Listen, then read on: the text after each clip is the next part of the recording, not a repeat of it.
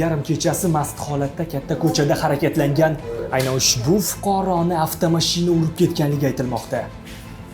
Berilgan ma'lumotlarga ko'ra, Toshkent shahar Olmazor tumanidagi katta yo'lning shundoqqina yuzida mast holatda harakatlanib ketayotgan piyodani avtomashina urib yuboradi. Haydovchi esa voqea joyini tark etmay, zudlik bilan tez tibbiy yordamga qo'ng'iroq qiladi. Tez tibbiy yordam xodimlari esa bemorni shoshilinch ravishda shifoxonaga olib kelishdi.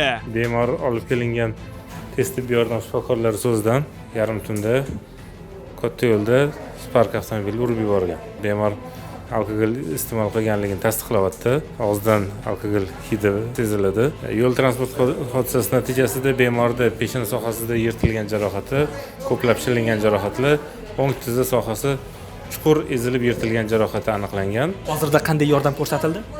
Hozirda birlamchi tekshiruvdan keyin yaralarga birinchi xirurgik ishlov berildi, tozalab tikildi.